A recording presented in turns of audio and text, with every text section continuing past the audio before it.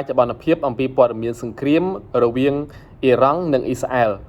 សួស្តីបងប្អូននៅព្រឹកថ្ងៃទី24ខែមិថុនានេះឃើញថាលោកដូណាល់ត្រាំបានប្រកាសព័ត៌មាននៅលើ Twitter ផ្លូវការរបស់គាត់ថាអ៊ីស្រាអែលហើយនិងអ៊ីរ៉ង់នឹងឈានទៅរកការចុះហត្ថលេខាលើសន្ធិសញ្ញាឈប់បាញ់គ្នាឯងបងប្អូនហើយការចុះហត្ថលេខានេះដែរនៅពេលដែលចុះហត្ថលេខារួចរាល់ភាគីនីមួយៗត្រូវតែបញ្ចប់នៅការធ្វើសង្គ្រាមនេះឲ្យចប់ទាំងស្រុងគឺរយៈពេល24ម៉ោងក្រោយដែលចុះហត្ថលេខាបងប្អូនហើយព័ត៌មាននេះដែរគឺចេញផ្សាយនៅព្រឹកថ្ងៃទី24ខែមិថុនានេះហើយបងប្អូនអញ្ចឹងមានន័យថាសង្គ្រាមរវាងប្រទេសទាំងពីរគឺអ៊ីរ៉ង់ហើយនិងអ៊ីស្រាអែលនឹងត្រូវបានបញ្ចប់បន្ទាប់ពីអាមេរិកបានធ្វើការទម្លាក់គ្រាប់បែកទៅលើរោងចក្រនុយក្លេអ៊ែររបស់អ៊ីរ៉ង់3កន្លែងកាលពីសប្តាហ៍មុនហើយពីយប់មិញនេះយើងដឹងទាំងអស់គ្នាថាអ៊ីរ៉ង់បានធ្វើការបាញ់មីស៊ីលមកលើមូលដ្ឋានទ័ពអាមេរិកនៅលើប្រទេសកាតាប៉ុន្តែការបាញ់មកអាមេរិកវិញហើយអ្វីដែលបន្តទៀតនោះយើងគិតថាប្រហែលជាអាមេរិកឆ្លើយតបយ៉ាងណាទៀតប៉ុន្តែអាមេរិកមិនបានឆ្លើយតបដោយការវាយប្រហារបន្ថែមទៅលើអ៊ីរ៉ង់នោះទេប៉ុន្តែគឺអាមេរិកប្រកាសអបអរសាទរហើយប្រាប់ថាប្រទេសទាំងពីរហ្នឹងនឹងឈានទៅរកការចុះកិច្ចព្រមព្រៀងសន្តិភាពឈប់បាញ់គ្នា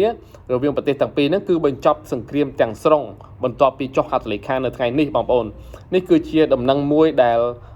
ដំណឹងសន្តិភាពគឺជាដំណឹងមួយដែលគួរតែអបអរសាទរហើយប្រទេសទាំងពីរនេះ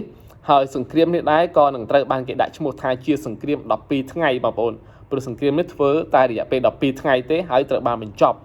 អញ្ចឹង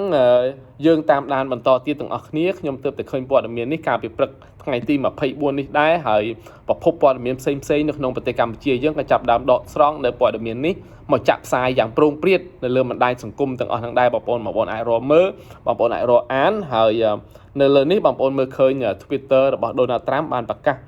យ៉ាងដូចនេះបងប្អូនអាចចូលទៅអានបានគឺសង្គ្រាមនេះដែលត្រូវបានហៅថាជាសង្គ្រាម12ថ្ងៃហ្នឹងគឺនឹងត្រូវបានបញ្ចប់នៅថ្ងៃទី24នេះហើយអាចថានឹងធ្វើការចុះកិច្ចព្រមព្រៀងឈប់បាញ់គ្នារវាងប្រទេសទាំងពីរហ្នឹងហើយចុះកិច្ចព្រមព្រៀងពេលណារាប់ដល់24ម៉ោងយ៉ាងយូរគឺត្រូវតែបញ្ចប់សង្គ្រាមត្រូវការបញ្ចប់ការវាយប្រហារគ្នាទាំងពីរភាគីទាំងសងខាងត្រូវតែបញ្ឈប់ការវាយប្រហារគ្នានៅក្នុងរយៈពេល24ម៉ោងក្រោយពីចុះកិច្ចព្រមព្រៀងឈប់បាញ់គ្នានេះគឺជាព័ត៌មានដែលអបអរសាទរហើយយើងចាំតាមដានទាំងអស់គ្នាថាក្រោយពីចុះកិច្ចព្រមព្រៀងហើយភាគីទាំងពីរពិតជាគោរពតាមកិច្ចព្រមព្រៀងនឹងឬយ៉ាងណាឬមានអ្នកណាលបវាយប្រហារភាគីណាមួយបន្តទៀតហើយមានរឿងអីកើតឡើងបន្តទៀតគឺយើងចាំតាមដានទស្សនាទាំងអស់គ្នាហើយខ្ញុំជឿថាប្រហែលជាមិនចប់ទេទោះបីជាកិច្ចព្រមព្រៀងនឹងចុះហើយក៏ដោយពីព្រោះប្រទេសទាំងពីរនឹងរួមទាំងប្រទេសអារ៉ាប់ដទៃទៀតគឺនៅតែបន្តរក្សានៅគោលបំណងកំទេចអ៊ីស្រាអែលឲ្យបាត់ពីផែនទីពិភពលោកនេះគឺជាផែនការនេះគឺជាអ្វីដែលប្រទេសអារ៉ាប់នៅជុំវិញអ៊ីស្រាអែលទាំងអស់មានគម្រោងបែបហ្នឹងគឺគេនៅតែបន្តព្យាយាមរក្សានៅគោលបំណងរបស់គេគឺធ្វើយ៉ាងណាកម្ចាត់អ៊ីស្រាអែលឲ្យផុតពីផែនទីពិភពលោកឲ្យបាត់រលាយសូន្យសងទៅចេញពីផែនទីពិភពលោកនេះគឺជាគោលបំណងរបស់ប្រទេសអារ៉ាប់ទាំងអស់ដែលនៅជុំវិញអ៊ីស្រាអែលអញ្ចឹងកិច្ចព្រមព្រៀងនេះខ្ញុំគិតថាវាអាចនឹងស្ងប់ស្ងាត់មួយរយៈពេលខ្លីប៉ុន្តែថ្ងៃមុខទៀតអ៊ីរ៉ង់នៅតែបន្តធ្វើសកម្មភាពអីទៀតហើយគេថាសារធាតុអ៊ុយរ៉ាញ៉ូមរបស់គេដែលព្យាយាមរៀបចំដើម្បីផលិតនុយក្លេអ៊ែរនោះគឺមិនត្រូវបានអាមេរិកកម្ចាត់ចោលអីទេគឺគេបានរើចេញគេបានដឹកចេញទៅកាន់កន្លែងផ្សេងទៀតដូច្នេះគេនៅតែមានបំណងនៅក្នុងការរៀបចំ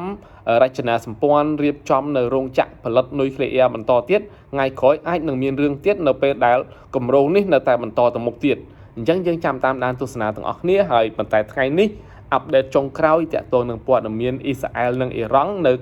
ព្រឹកថ្ងៃទី24នេះឃើញថាគេរៀបនឹងចុះកិច្ចព្រមព្រៀងសន្តិភាពកិច្ចព្រមព្រៀងឈប់បាញ់គ្នារវាងប្រទេសទាំងពីរហើយតែថ្ងៃមុខមិនទៀតយើងចាំតាមដានទស្សនាទាំងអស់គ្នា